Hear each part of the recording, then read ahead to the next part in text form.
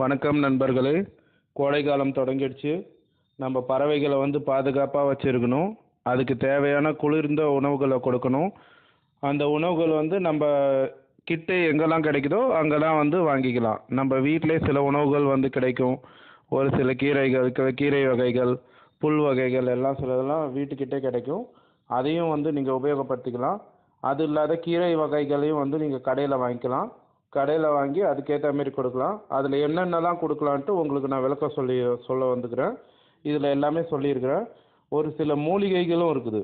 ஒரு சில மூலிகைகளும் நீங்கள் அதுங்களுக்கு கலந்து கொடுக்கலாம். அந்த மூலிகைகள் பார்த்தீங்கன்னா கோடை காலத்தில் அதுங்களுக்கு வெப்பத்துக்கு ஏற்ற மாரி அதோட உடம்பை குளிர்ச்சியாகவும் அதோட உடல் தன்மைகளை நல்ல ஒரு கண்டிஷன்லேயும் வச்சுருக்கிறதுக்கு அது உதவும்.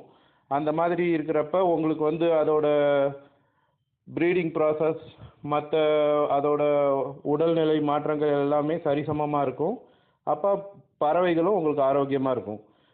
நீங்கள் எந்த சாப்பாடு வச்சாலும் அதை லிமிட்டடாக வைங்க. இந்த கீரை வகைகள்லாம் வாரத்துக்கு 2 நாள் 3 நாள் போதும். இந்த மூலிகை வகைகள்லாம் எவ்வளோ நாள் வைக்கணும்னு நான் சொல்லிக்கிறேன். அதேமாரி டெய்லி அதுங்களுக்கு தண்ணியை மாற்றிடுங்க. தண்ணி சுத்தமான தண்ணி இருக்கணும் கோடை காலத்தில். அதே மாதிரி அதுங்க இருக்கிற கூண்டெல்லாம் கொஞ்சம் சுத்தமாக வச்சுருங்க. பேப்பர் போட்டு அதோட கழிவுகள்லாம் எடுத்துருங்க. அதோட கழிவுகளை வச்சும் நம்ம பிரயோஜனமாக பண்ணலான்ற மாரியும் நான் சொல்லியிருக்கிறேன். அது பாருங்கள், வீடியோ பாருங்கள், லைக் பண்ணுங்கள், ஷேர் பண்ணுங்கள், கமெண்ட் பண்ணுங்கள், சப்ஸ்கிரைப் பண்ணுங்கள். உங்களுக்கு என்னெல்லாம் வீடியோஸில் டவுட் இருந்தாலும் சொல்லுங்கள். நன்றி. அறியாததை அறிவோம் யூடியூப் சேனல் உங்களை அன்புடன் வரவேற்கிறது.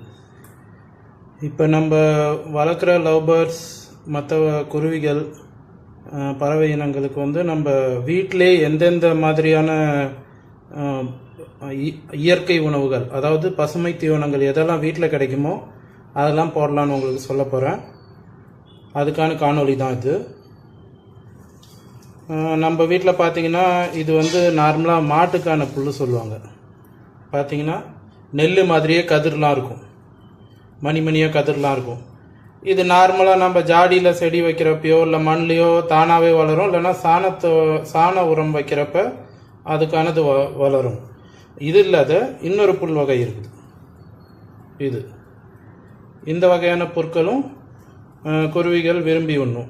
அதுபோல் நம்மக்கிட்ட நம்ம அதோட எச்சங்களை சுத்தப்படுத்தி நம்ம மண்ணில் போட்டு வச்சோன்னா அதில் விளையிற தானியங்கள்.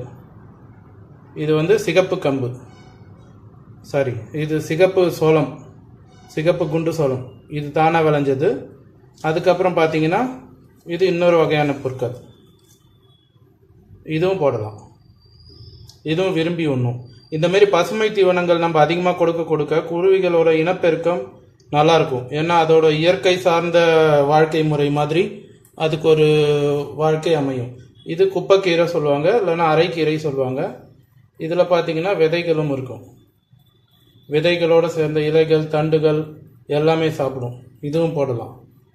அடுத்தது பார்த்திங்கன்னா இது தானாக வளரும்.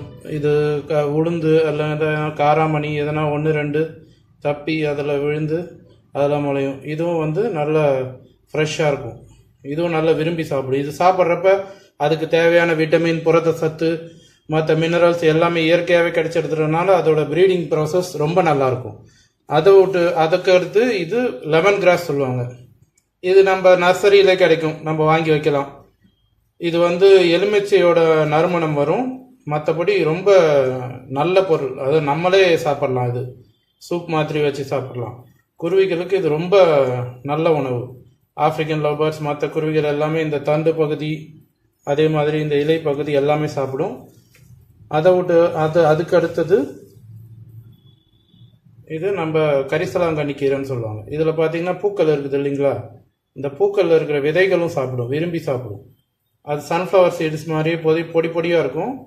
அதை பறவைகள் விரும்பி சாப்பிடும். கரிசலாங்கண்ணி கீரை. கீரைலாம் பார்த்தீங்கன்னா வாரத்துக்கு ஒரு 2 தடவை 3 தடவை கொடுத்தா போதும். பொருட்கள் கொடுக்கலாம். பொருட்கள் வாரத்துக்கு 5 தடவை 6 தடவை கூட கொடுக்கலாம். இது பருப்பு கீரைன்னு சொல்லுவாங்க. இதுவும் கொடுக்கலாம். அடுத்தது பார்த்தீங்கன்னா நம்ம நார்மலாக எல்லார் வீட்டிலையுமே இருக்கும் முருங்கை மரம். முருங்கை இலைகள் கொடுக்கலாம். முருங்கை இலைகளும் அதுக்கு தேவையான சத்து, விட்டமின்ஸ் எல்லாமே கிடைக்கும். அதுக்கடுத்து பார்த்தீங்கன்னா இது நார்மலாக எல்லாருக்கிட்டையுமே கிடைக்கும் பசலைக்கீரை.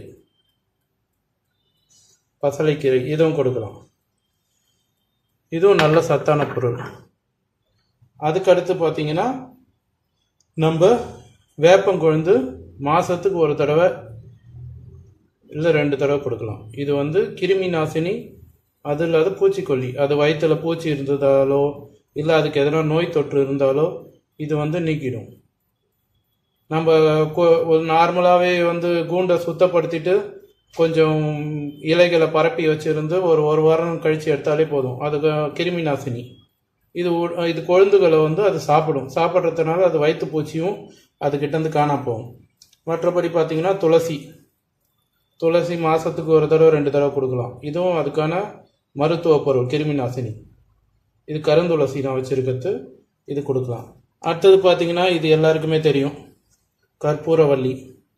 அதுக்கு சளி பிடிச்சிருந்தாலோ இல்லை ஓமவள்ளி சொல்லுவாங்க இது.